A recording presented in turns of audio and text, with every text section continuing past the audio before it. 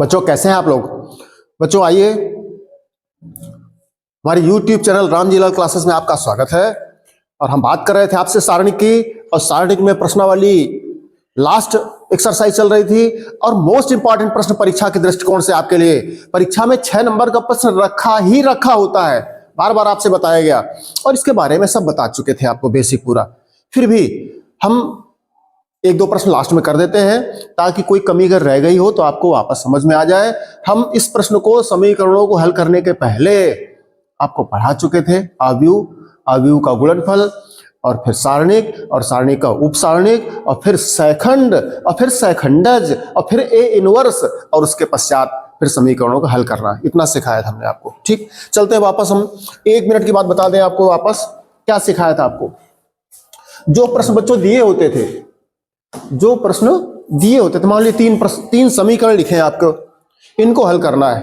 अब इन 3 समीकरणों को हल करना है तो हमने कहा था जो गुणांक हैं एक्स वाई जेड के, तीनों समीकरणों के, इनको हम क्रमशः ऐसे लिख देते हैं, ए एक्स बराबर इतना लिख करके, और जो गुणांकों को हम लिख देते हैं आव्यूह ए से।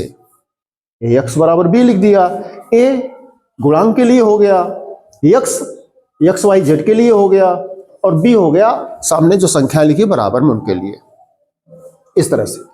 और फिर इसमें बच्चों सबसे महत्वपूर्ण बात बताई गई थी, जो शुरू में एक्सरसाइज 4.5 में शुरू के जो 4, 5, 6 प्रश्न थे, उसमें उसने कहा था ये बताओ कि प्रश्न के जो समीकरण हैं वो संगत हैं कि असंगत हैं, ये बताया गया था आपको। तो उसके लिए हमने कहा पहले आप ए निकाल दीजिए। ए से पता लग जाता है कि समीकरण हमारे संगत हैं कि असंगत है। माने समीकरण अगर हल हो जा रहे हैं तो संगत है, नहीं हल हो रहे हैं तो असंगत है। इतना हमने समझाया था आपको। इसके लिए हमने कहा था कि मॉड ए का मान ज्ञात करना पड़ेगा आपको, मॉड ए का मान ज्ञात करना पड़ेगा। मॉड ए का मान 0 नहीं आता है तो फिर समीकरण का हल है और संगत है, क्योंकि यहां से ए इनवर्स जुड़ा होता है, बताया गया था आपको। फिलहाल बच्चों हम आगे चले, इतनी बात आपको बता चुके थे कि इस तरह से सपोज कर लेते हैं, मान लेते हैं, और ये x बराबर ए इनवर्स बी के माध्यम से समीकरण हल हो जाते हैं। ठीक है, आगे चले। फिर हमने बताया था कि जो मॉड ए निकालते हैं, जो आव्यूह ए लेते हैं, उसका मॉड ए सारणिक से हल करते हैं, वो 0 नहीं आना चाहिए। 0 नहीं आता है, इसका मतलब वो आव्यूह आपका प्रश्न, वो समीकरण आपके हल हो जाएंगे। मोटी सी बात हमने कहा था, देखो प्रतिच्छेदी रेखा है 3, उसका एक हल हो जाता है। और उसको हमने इससे कहा था कि मॉड ए का मान 0 नहीं आ रहा है, क्या कहा था कि संगत है। क्या कहा था? संगत है। फिर हमने कहा संपाती रेखाएं हैं, जब एक रेखा के ऊपर दूसरी रेखा, फिर तीसरी रेखा, तीनों रेखाएं जब संपाती होती, समान पाई जाती हैं, तो फिर क्या कहते हैं? अनंत हल। वो जगह जगह मिल रही है सब जगह, तो अनंत हल होते हैं। तो इसमें मॉड ए का मान 0 नहीं होता। लेकिन यहां पर एडजॉइंट ए इंटू बी ज्ञात करना पड़ता है, तो एडजॉइंट ए इंटू बी निकालते हैं, वो भी 0, ये भी 0। तो 1/0 जब 1 नहीं, ए इनवर्स बराबर 1 मॉड ए इंटू एडजॉइंट बी कहते थे, तो उसके द्वारा अगर बटे में जाता 0 तो क्या उसको अनंत करता था, तो हम कहते थे अनंत हल है। ऐसे तो अब भी संगत कहा गया था आपका। ये देखिए तीनों रेखाएं समांतर है, कोई हल नहीं है, जब मिल ही नहीं रही तो हल ही नहीं होता है। मॉड ए का मान यहां पर भी 0, दोनों पे 0 है, इस पर तो संगत है ही। इन दोनों में आपको देखना होता है। यहां पर बच्चे कंफ्यूज हो जाते हैं, उनसे प्रश्न गलत होने की संभावना रहती है। इसको आप सीख लीजिए। तो मॉड ए जब 0 आता है तब ये कंडीशन दोनों देखनी पड़ती है। इसमें अगर 0 है तो अनंत हल, और इसमें अगर 0 नहीं है तो फिर उनका हल नहीं है, वो समांतर रेखा है। इसके लिए हमने 1 मॉड ए से इसको कनेक्ट करके बताया था। आप पिछला वीडियो देखिए, आपको समझ में आ जाएगा। ठीक बच्चों, तो ये असंगत है। ये बातें शुरू के 5-6 प्रश्नों में आपको करनी थी, हम बता चुके थे। हम चलेंगे बच्चों आगे, बात करें।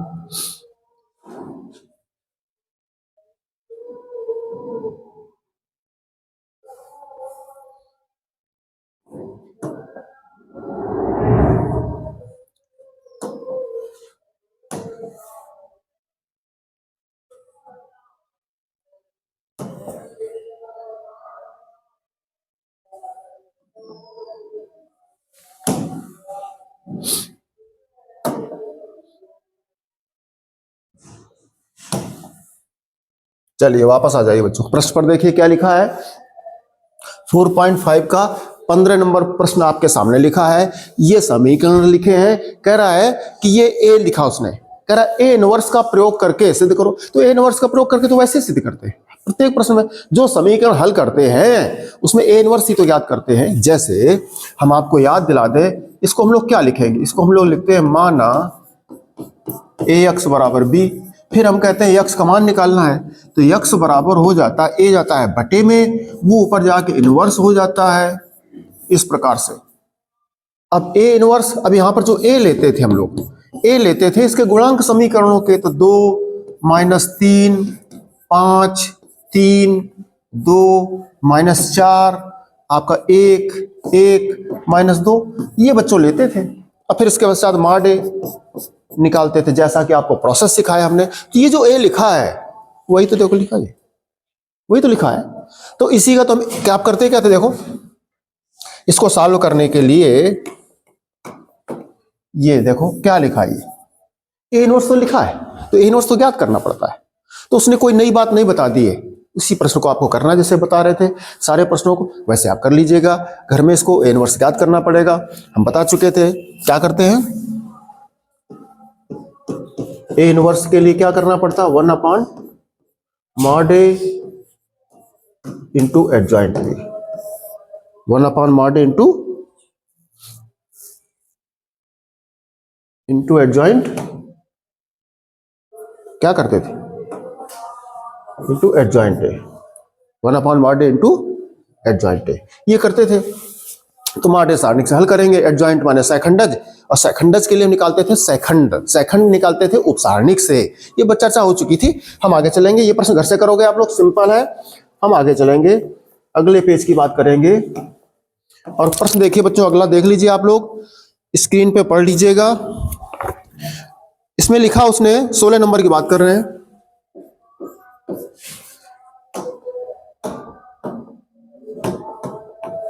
कह रहा है कि 4 किलो प्याज, 3 किलो गेहूं और 2 किलो चावल का मूल्य 60 रुपए है। बच्चों सामान मंगाया हमने या आपने या किसी व्यक्ति ने एक दुकान पर एक बच्चे को भेजा, उससे कहा 4 किलो प्याज ले आओ, 3 किलो गेहूं ले आओ, 2 किलो चावल ले आओ, ले आया। 60 रुपए उसको अदा करने पड़े दुकान को, ठीक है। फिर एक दूसरे को भेजा, वो दुकान पर गया, 2 किलो प्याज लाया, 4 किलो गेहूं लाया और 6 किलो चावल लाया, उसको 90 रुपए देने पड़ गए, ठीक है। फिर तीसरा गया, उसको 6 किलो प्याज और 2 किलो गेहूं और 3 किलो चावल लाना पड़ा, उसको 70 रुपए देने पड़ गए, ठीक है। तो कह रहा आबू विध से कीमत बताओ प्रति किलो प्रत्येक चीज की। तो है क्या, प्याज है, गेहूं है और चावल है। देखिए माना 1 केजी प्याज का मूल्य कितना है, 100 रुपए, और 1 केजी गेहूं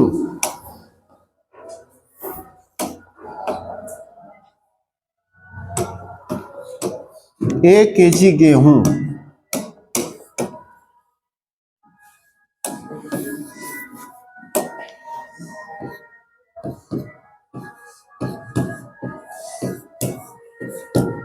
1 केजी गेहूं का मूल्य मान लेंगे y रुपया है।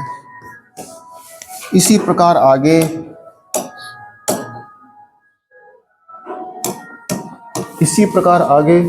बताएं भाई क्या समस्या है।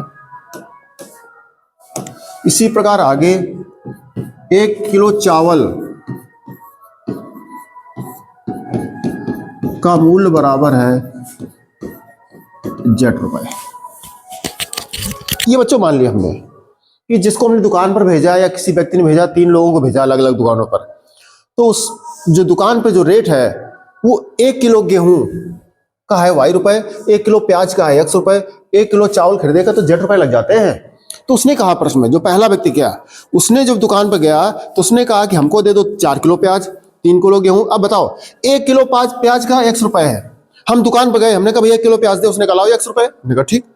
हमने कहा 1 किलो नहीं चाहिए, हमने कहा हमें चाहिए 4 किलो मंगाया गया है। तो कह रहा 4 किलो लाओ। तो फिर अब 1 किलो का x ले रहा था, तो 4 किलो कितना लेगा, 1 किलो का 10 रुपए ले रहा था, तो 4 किलो कितना लेगा, गुणा कर लो, 440।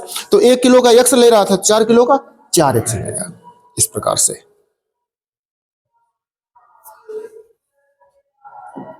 हम ज्यादा प्रश्न को बढ़ा के ना लिखें, गाना ना लिखें, आप समझ जाइए।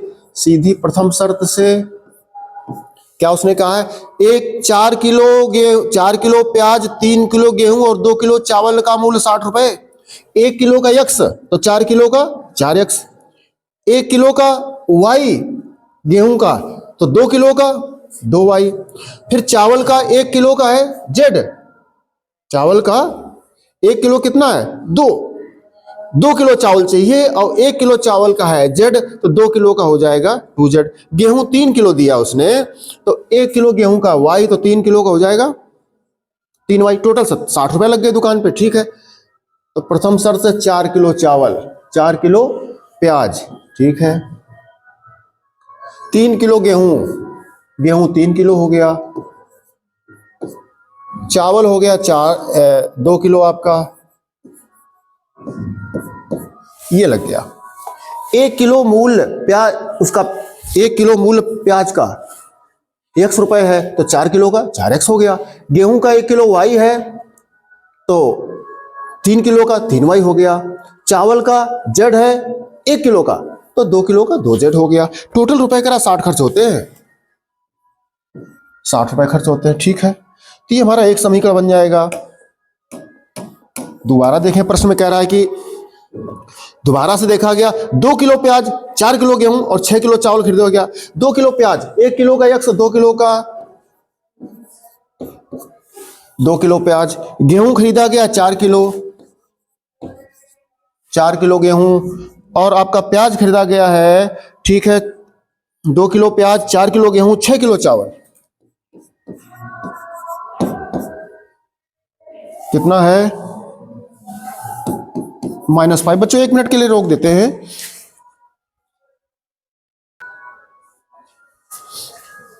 चलिए बच्चों, तीसरा समीकरण पढ़ रहे थे हम लोग, उसमें उसने कहा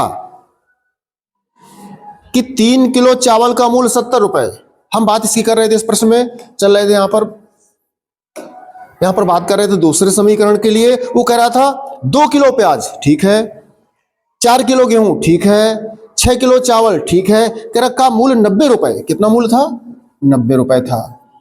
ठीक है, अब आगे चलें। उसने कहा कि 6 किलो प्याज, 1 किलो प्याज x रुपए का, तो 6 किलो हो गया ज्यादा का, 6x का हो गया।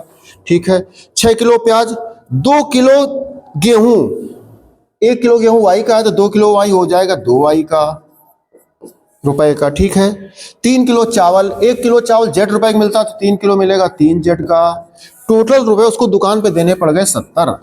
कह रहा इन समीकरणों को या इस प्रश्न को अवयव द्वारा हल करिए, या प्रत्येक वस्तु की कीमत किलोग्राम में बताओ, 1 किलोग्राम वस्तु की कीमत कितनी है। तो बच्चों ये प्रश्न सिंपल सा होगा, जैसे सारे समीकरण करें एक्सरसाइज के, पूरे 1 नंबर से लास्ट नंबर तक के, 15 नंबर तक के सारे प्रश्न वैसे ही भी है। क्या करते थे,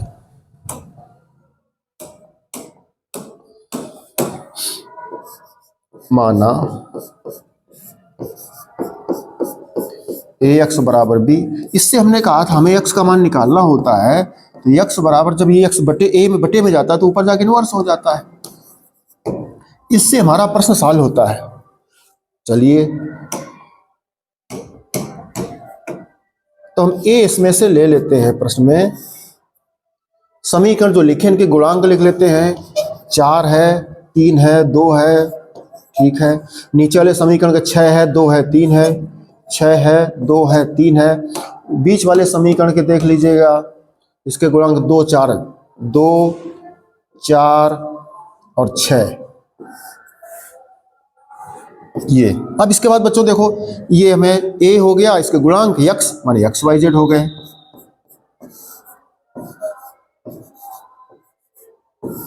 इस तरह से फिर जो संख्याएं बराबर में लिखी हैं उसको हम b आव्यूह से ले लेते हैं। सीधा सिंपल है, 60, 90 और 70। अब हमें बच्चों देख लो a इनवर्स चाहिए। a इनवर्स के लिए 1/mod a × सेकंड चाहिए, तो mod a करें, ठीक है ना। फिर सेकंडज निकालेंगे, सेकंडज के लिए सेकंड निकालेंगे, सेकंड में उप सारणी का प्रयोग होता है। इतना सीख चुके हो। चले हम लोग पहले, तो पहले में क्या करना बच्चा है, मॉड ए करना है। मॉड ए ज्ञात करें हम लोग।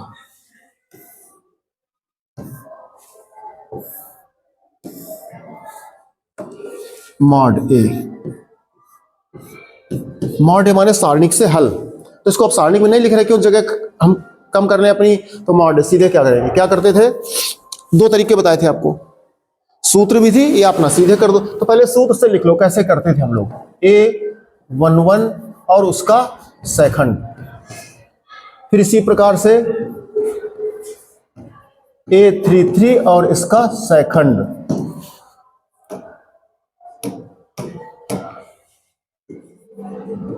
A12 और A12। इसको थोड़ा चेंज कर लें,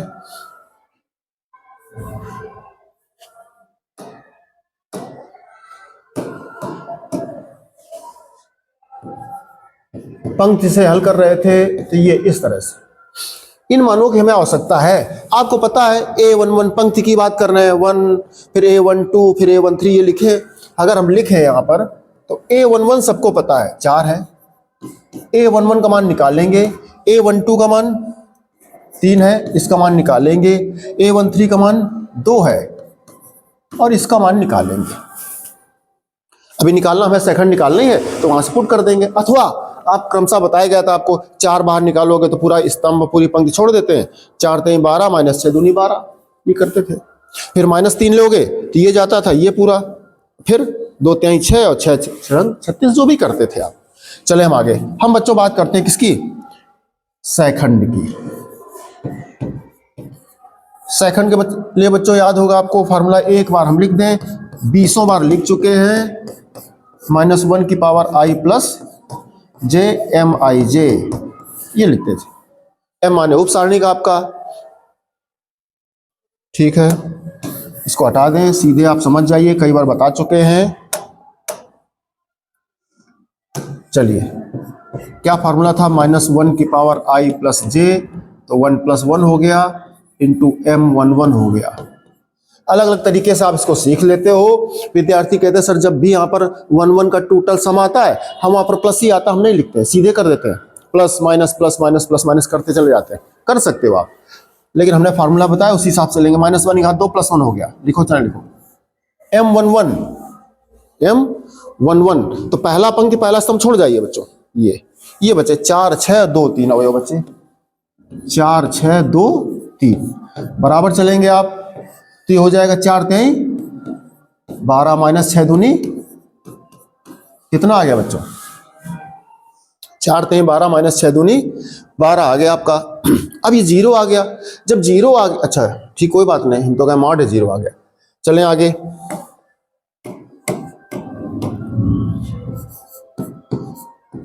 A12 निकालेंगे, फिर फार्मूला वही जो बताया था अभी, 1 + 2 m12, तो बाहर तो ये माइनस आ ही जाएगा क्योंकि विषम हो जाता है, चाहे यहां से देख लो, तो -1 हो गया। m12 1 पंक्ति है, स्तंभ 2 ये चला गया आपका, तो 2 6 6 3 2 6 और 6 3, तो बराबर हो जाएगा, माइनस बाहर है, 3 दूनी 6 है, -6 रंग 36 है।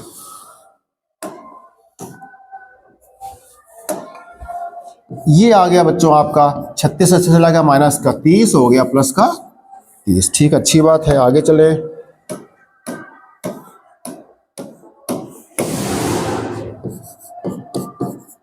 A13 -1 की पावर 1 + 3 m13 -1 की घात 4 माने +1 आ गया।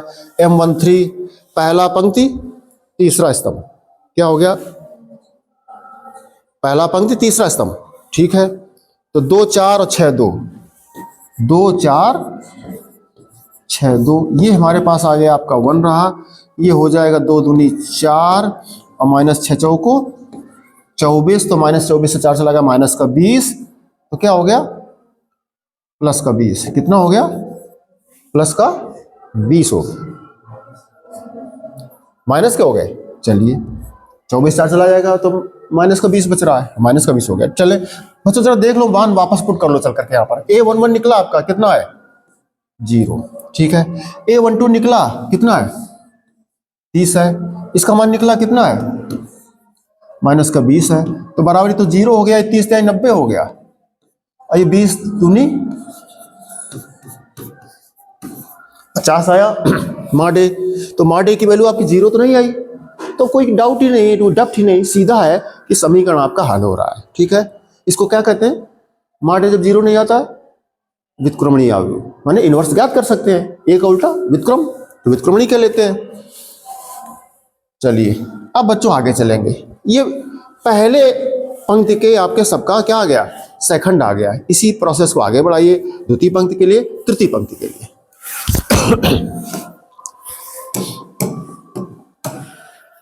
चलें आगे। पंक्ति हो गई दूसरी, स्तंभ हो गया पहला।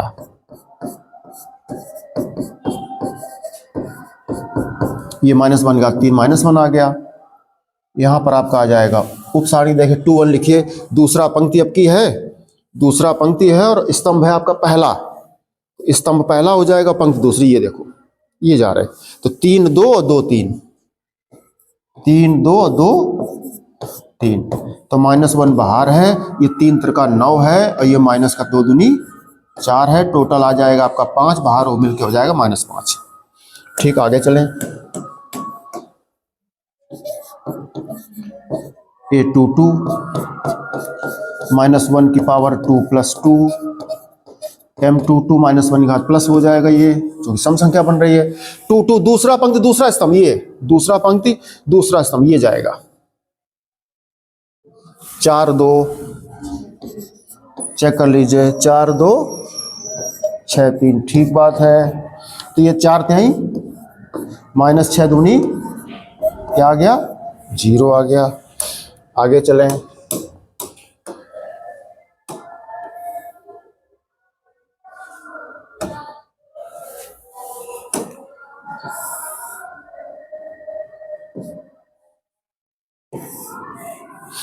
आगे चले हम A23, तो -1 की पावर 2 + 3, M23 ये आ जाएगा आपके -1 की घात 5 माने -1 हो जाएगा।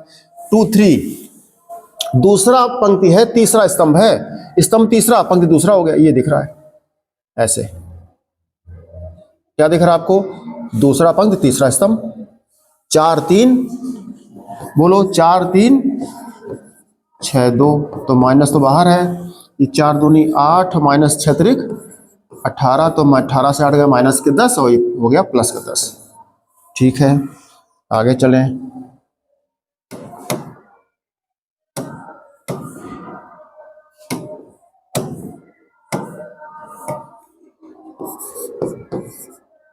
A23 हो गया। अब चले 3 1 पर, तीसरी पंक्ति पहला स्तंभ, तो -1 की घात 3 + 1, M31 -1 की घात 4 प्लस हो जाएगा। 3 1 तीसरा पंक्ति है, पहला स्तंभ है, ये 3 2 4 6, तो 6 त्रिक 18 -4 दूनी 8। चलें आगे।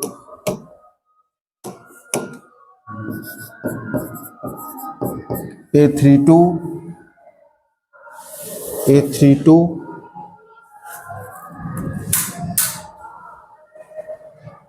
लाइट है तो क्या दिक्कत है। चलिए 32 कर रहे थे।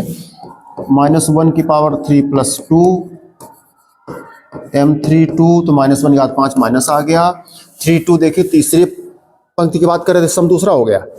4 2 2 6, 4 2 2 6, माइनस बाहर है, ये हो गया 6 चौको 24, -2 दूनी 4, तो 20 आ गया, माइनस का 20।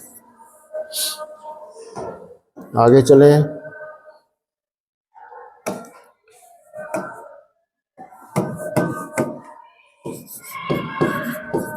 A33 -1 की पावर 3 + 3, M33 -1 का 6 + 1 हो गया। लिखो, चाहे लिखो। 3 3 तीसरा पंक्ति तीसरा स्तंभ गया, तो 4 3 और क्या है 2, ठीक है। तो 4 चौको 16 माइनस 3 दूनी 6 बराबर 10 आ गया। क्या लिखते थे बच्चों हम लोग, इसलिए सारे आव्यूह सारे सेकंड मिल गए, सेकंड से एक आव्यूह बना लेते हैं, सेकंड से एक आव्यूह क्या लिखते थे उसको, C बराबर सेकंडों का आव्यूह। जो सेकंड आए हैं उनका एक आव्यूह लिख लेते हैं हम लोग, ठीक है। याद करो क्या लिखते थे आव्यूह, याद है आपको, A11 A12 A13, तीसरे पंक्ति में चले गए और यहां पर हम पेन चेंज कर लें, ये दूसरा पंक्ति हो गया। इस तरह से ये सारे मान ऊपर लिखे गए आपके, सब निकाल चुके हो। देखो नीचे हम निकाल चुके थे 31 32 33 क्या है 10 माइनस 20 10 माइनस 20 और क्या आया था आपका 10। ऊपर क्या आया था देखें चल के हम लोग 0 30 और माइनस 20, 0 बोलो जरा क्या था 30 माइनस 20। दूसरे पंक्ति में जाएंगे तो A22 और A23 हमारे पास है, A23 कितना है 10 है,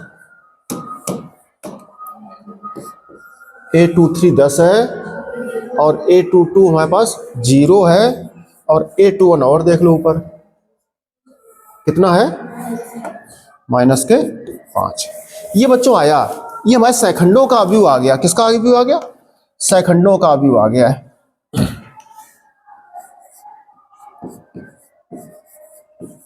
सेकंडों का आव्यूह, इसका हमें चाहिए क्या सेकंडज एडजॉइंट चाहिए, इसलिए एडजॉइंट के बराबर क्या लिखते थे C का परिवर्त, जो आव्यूह आया सेकंड का आव्यूह लिखते हैं उसका चाहिए परिवर्त। परिवर्त कर दो, पहला पंक्ति पहला स्तंभ कर दो,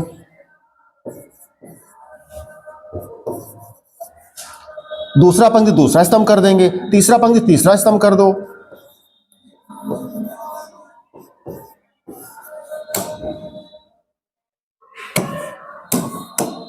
चलिए पहला पंक्ति पहला स्तंभ, दूसरा पंक्ति दूसरा स्तंभ, -5 0 और 10। ये बच्चों बना हमारे पास क्या आ गया एडजॉइंट आ गया है। हमें याद करो A इनवर्स का फार्मूला क्या था, अगर हम A इनवर्स की बात करें, A इनवर्स की बात करें तो याद करिए A इनवर्स बराबर था 1/mod A into adjoint A। आप याद करिए 1/mod A का मान 50 था, एडजॉइंट A आपके साइड में लिखा हुआ है, लिख दीजिए 0 -5 10 और तीसरे वाले पंक्ति में था -20 10 और 10। ये सही था तीसरा, हाँ ठीक है। पहला पंक्ति पहला स्तंभ, दूसरा पंक्ति दूसरा, तीसरा पंक्ति ठीक लिखा है। चलिए दूसरे में लिख रहे थे हम, दूसरे में क्या 30 0 माइनस का 20, ये बना है बच्चों A इनवर्स। याद करो आपको कहां रखेंगे चल के x बराबर A इनवर्स इंटू B, तो A इनवर्स निकल चुका है, B का इसमें गुणा कर देंगे हमारा उत्तर आ जाएगा, ठीक है। तो ये जरा एक लोग नोट कर लो फटाक से, अभी जरूरत पड़ेगी, नोट कर लीजिए, वहां रखेंगे चल करके हम, या चलिए हम यही कर दें, काहे को पेज बदले, यही कर लेते हैं बच्चों।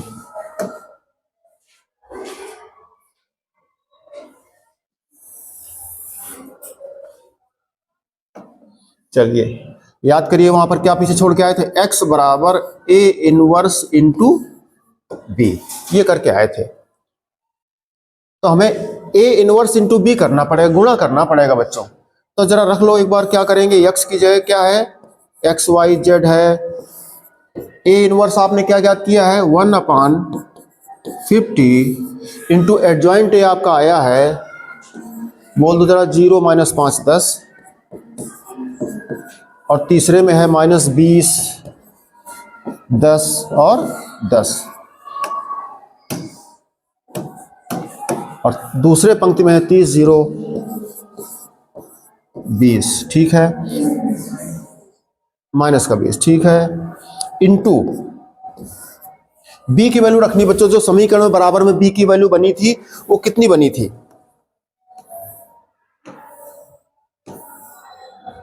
बी की जो वैल्यू बनी थी समीकरण में वो हमारी कितनी बनी थी? ये देखो 60 90 70, 60 90 70 बनी थी। तो वैल्यू हम रख दे चल करके, कितनी थी? 60 90 70। याद रहे आपको हम बता चुके थे ये 3 गुणा 3 का क्रम है और ये आपका 3 गुणा 1 का क्रम है। तो हम जो रफ में सिखाए थे आपको 3 गुणा 3, इसको लिखो, फिर इसका लिखा 3 गुणा 1, तो ये कट रहा है। आंसर में आपका रिजल्ट में 3 गुणा 1 मिल रहा है, तो माने ठीक है, गुणा हो रहा है और सरल मिल रहा है, अच्छी बात है। तो बच्चों यही बराबर में गुणा कर दें हम। गुणा में हमने बताया था एक ये कांस्टेंट 1/50 है, बाहर लिखा रहने दो। फिर और हमने क्या सिखाया था? हमने आपको सिखाया था कि गुणा करते हैं तो कैसे करते हैं? पंक्ति का गुणा स्तंभ में करते हैं, यह प्रोसेस सिखाया हमने आपको। अब देखिए, तो जीरो पहले संगत करते हैं, पहले पद का पहले से, दूसरे का दूसरे से, तीसरे का तीसरे से, बड़ा सिंपल सी बात है। तो 0 गुणा 60 में करो क्या आ जाएगा? 0। फिर -5 के गुणा 90 में करो, माइनस का 450, 5 नमा 45, ठीक है। फिर 10 के गुणा 70 में करो, कितना आ जाएगा? 700। कितना आ गया? अब बच्चों हमने किया क्या है? पहले पंक्ति का पहले स्तंभ में किया है। अगर ये अवयव बड़ा होता, 3 गुणा 3 का होता, तो इसी प्रकार पहले पंक्ति का हम दूसरे स्तंभ में करते। कहां दूसरा स्तंभ? आगे यहां पर। फिर पहले पंक्ति का तीसरे स्तंभ में आगे बढ़ जाते, पहला स्तंभ, फिर दूसरा, फिर तीसरे में और जाते आगे। इस प्रकार से 3 स्तंभ बनते। तो वहां 3 स्तंभ बन ही नहीं रहे। यही उसने कहा था, रिजल्ट में भी बता रहे थे कि 3 गुणा 1 मिलेगा, 1 ही स्तंभ मिलेगा। चले अब यही प्रोसेस अगले में चलते हैं, दूसरे पंक्ति को लेकर के। 30 गुणा 60 में 6 त्रिक 1800, कितना मिलेगा? हमारा 6 त्रिक 1800 हो गया। चलिए फिर 0 गुणा 90 में 0 आ गया। फिर आगे चले 20 गुणा 70 में 7 दूनी 14, माइनस के 1400 हो गए।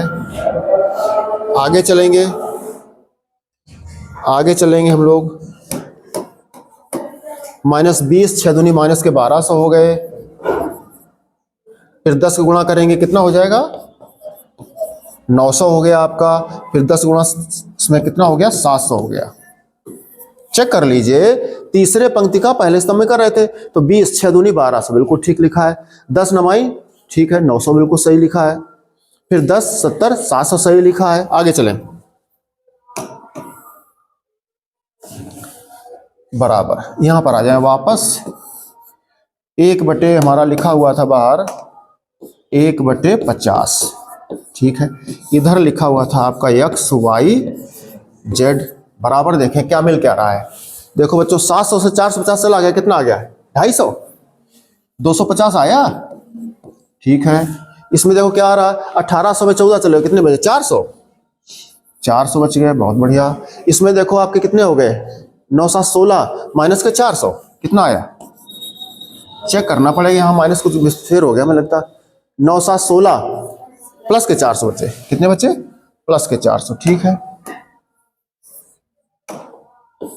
अब बच्चों देखो, एक लाइन और कर लो, सीधे तुलना भी कर सकते हो और 1/50 को भीतर गुणा करके भी ले जा सकते हो। प्रत्येक पद जाएगा, इसके बटे जाएगा 0 तो 5 25, इसके बटे जाएगा 0 5 40, इसके जाएगा 0 5 40।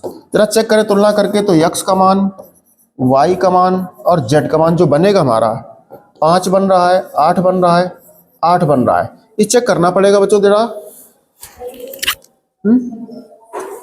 ये x क्या था? x था प्याज की कीमत, 1 किलो की मानी थी हमने, और ये था गेहूं की कीमत, y मानी थी। ये थी z चावल की। इसलिए यही है, इसलिए 1 kg प्याज, 1 kg प्याज, रे 1 kg प्याज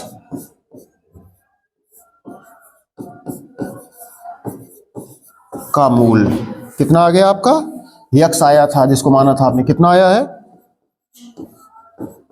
5 रुपए। इसी प्रकार आप देखिए 1 केजी क्या था आगे,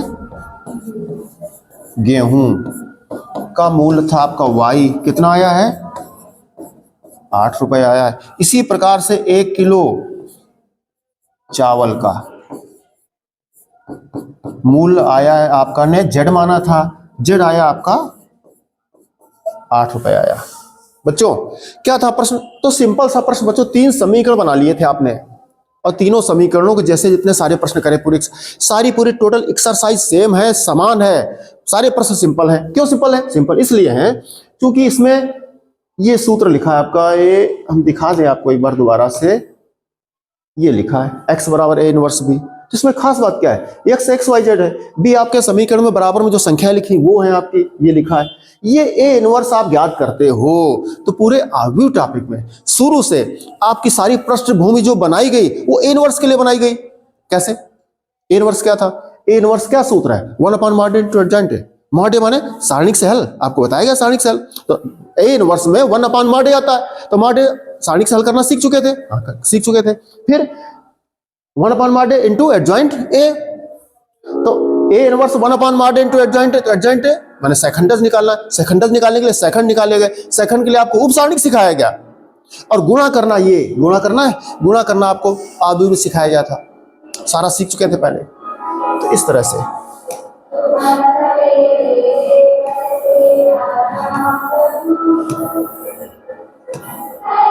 ये खास बात थी।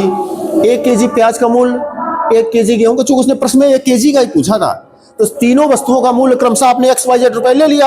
अब आप 4 किलो खरीदोगे तो 4 एक्स रुपए हो जाएगा, 3 किलो खरीदोगे गेहूं तो 3 वाई उसकी कीमत हो जाएगी।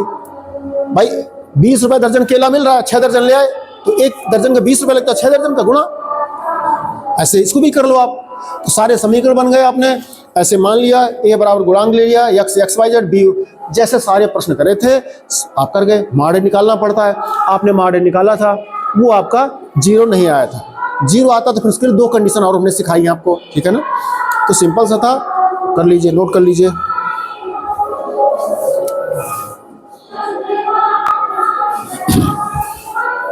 बच्चों इस प्रकार से आपने देखा कि पूरी आव्यूह टॉपिक आपका खत्म हो गया। देख लीजिए, कोई प्रश्न अगर आपको टफ लगते हो हमसे पूछ सकते हैं, कमेंट बॉक्स में दे दीजिए। और सारणिक और आव्यूह दोनों एक्सरसाइज आपके पूरे कंप्लीट हो गए, और हम आपका उसमें आव्यूह में इंपॉर्टेंट क्वेश्चन बता चुके थे। सारणिक के टॉपिक में अगर कोई इंपॉर्टेंट है तो हम वो भी बता देंगे। सारे प्रश्न अच्छे से करा दिए गए आपको, अच्छे से रिवीजन कर लीजिए, कोई प्रश्न पूछना हो पूछ सकते हो आप।